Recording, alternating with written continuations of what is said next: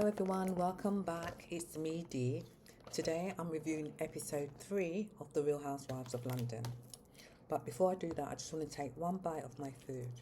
My daughter brought me some food. I'm so hungry. So I have today I have oxtail and rice and peas. So we've got gungo peas. Let me.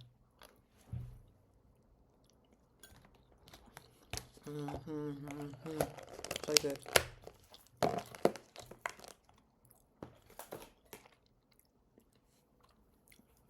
Shout out to 14 Parish in Brixton. They cook good, cook very good. But we need to talk about the chaos, the spectacle, and the shade, because the drama just keeps hotting up. Let's get straight to it. I'm going to quickly summarise episode 3. It's called Baggage Claims. In episode 3, the highlight, for me anyway, is the trip to the Cotswolds.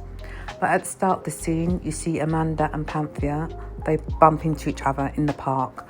Amanda immediately shuts down the rumours that Panthea is spilling about Amanda's divorce. She shuts it down as speculation. She knows that Panthea likes to gossip. And then the scene pans to Karen and her daughter. They take a trip to Brixton. Yes, very familiar territory for me. I'm in Brixton nearly every other Saturday. Because Karen being a Jamaican, she's sticking to her roots. So she goes to Brixton to buy her Jamaican food. So she's naming foods like a curry goat, plantain, pressed plantain, pumpkin, chicken foot, although I cannot stand chicken foot, but that's part of Jamaican.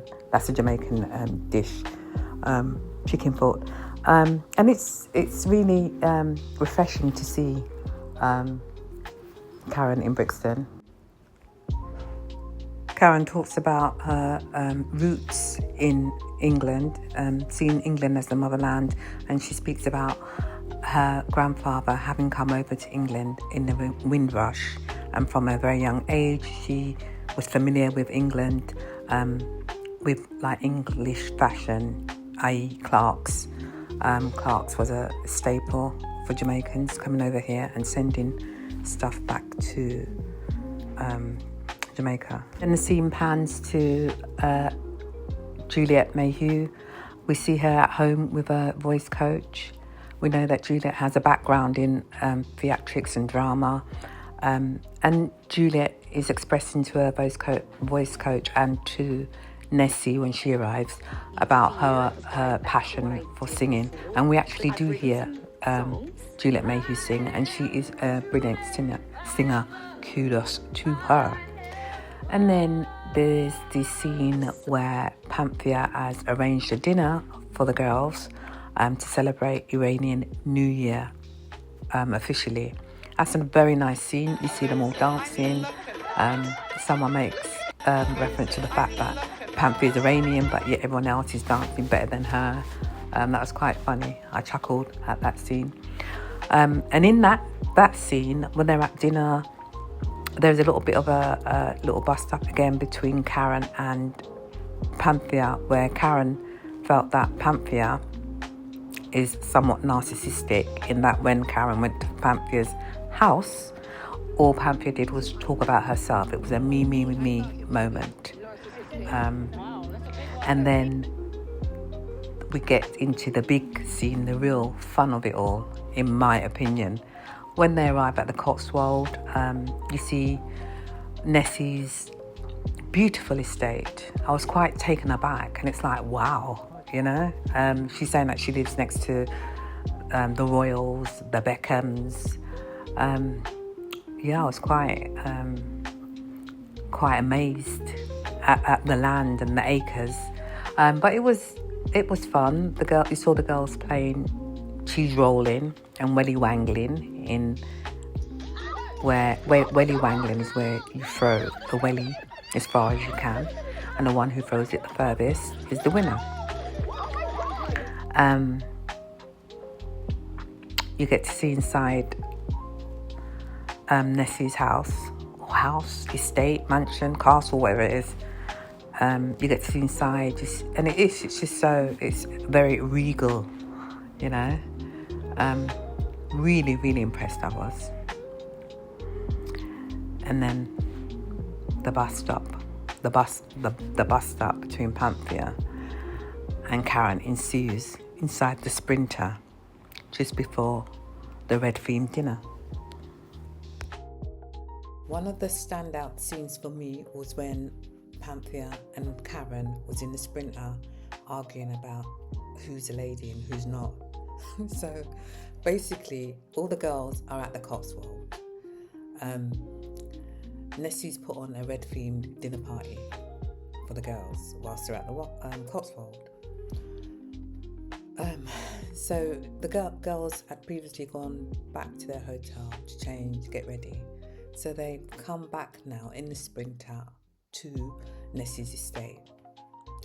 So just before they're getting ready to come out of the car, but just before they get out, Karen's taken her phone out and she's like, let's do a selfie. But while she's doing a selfie, she's obviously seen a picture of when she was at Panthea's house on her phone, and she's saying to Amanda, this is when I was at Panthea's house. And rather than welcome me into her house, she started to talk about my contact lens. That's not very ladylike. A lady would welcome you into their house, you know, and say, oh, welcome to my home. So Panthea with that was like, you try to sound what's a lady? I am a lady. And then the scene pans to where Panthea is talking to the producers and she's saying to the camera, first of all, she's called me a narcissist. This was from when they were at the Iranian dinner. First of all, she's called me a narcissist, and now she's saying that I'm not a lady, you know, with a tattoo on her chest. I'm more of a lady than she is. And the scene pans back to them in the Sprinter, and Karen's like, and so Panthea said, I am a lady. I come from a lady. You've only just become a lady, or words to those effects. And Karen's saying, what do you mean? I try to say I'm not a lady. You try to say I'm not a lady. What makes me not a lady? And so Panthea with that says, background. And Karen's like, oh, so you're talking about my background. What about my background makes me not a lady? And then Panthea's like, you used to sell clothes. And Karen's not having it in it, because Panthea's obviously got it wrong. And Karen's like, well, who used to sell clothes? Who used to sell clothes? I didn't tell you that I used to sell clothes. I said my mother sells clothes. You see, you don't listen, Panthea. You don't listen. You make up narratives in your head. I'm done with you. And then the scene cuts off, and it's to be continued. But just before the scene cuts off, this was really funny. You see Nessie, she's in her little drawing room playing the piano so eloquently, waiting for the girls to arrive for dinner, oblivious to the fact that they're outside in the Sprinter arguing about who is a lady from who's not a lady. You know, that was a standout scene for me. I just found it hilarious. But we do know that it's to be continued, and it's just going to explode. It's going to pop off next week, I believe, because Karen wasn't having it, you know. I'm a lady. You become a lady now, maybe. I become a lady. Yeah. Whoa.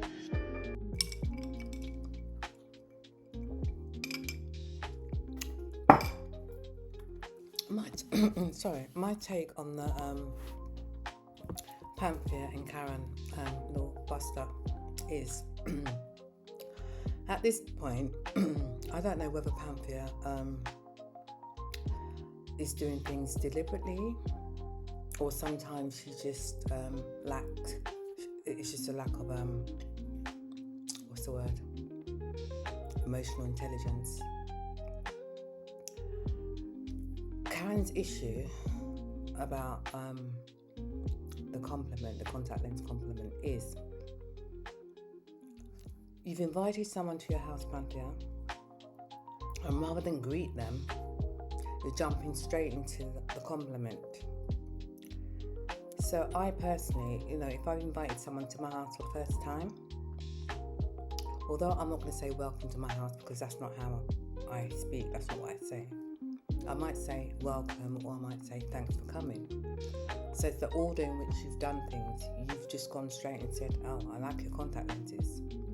You have shown no grace as the host to your guest. Yeah? So you should have you should have welcomed her to your house, and then you could give the compliment. So that's the issue. But having said that,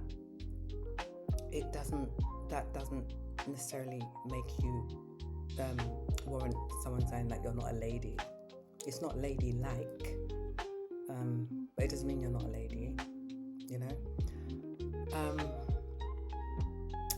so I think that's why Karen had the ick with Panthea. I do sincerely believe that Karen likes Panthea, because we saw in the last episode she did say that she and Panthea could be good friends, etc. Another ick Karen's having with Panthea is that Karen also mentioned that when she was at Panthea's house, all Panthea was talking about was herself, me. But then if you look at Charlotte June, Panthea's mum, I find Charlotte June to be very self-centered, self-absorbed and selfish. And these traits, no doubt, that Panthea exhibit does come from her mum, without a doubt. I think going forward, they will talk about it. They will resolve the issue. But I think it's something that Panthea should take this as positive criticism and try and learn from it. So this will be something that you do not do. You know what not to do next time. That was episode 3. I had to top up my lip gloss. I love a gloss. Panthea, man. Panthea. Who do you think was being classy? And who do you think was stirring the pot? Leave your comments down below, because I love to hear your views. But who would have thought it would have been continued? There wasn't even any preview. Like, subscribe, and press that notification bell so that you hear next week's review. See you then.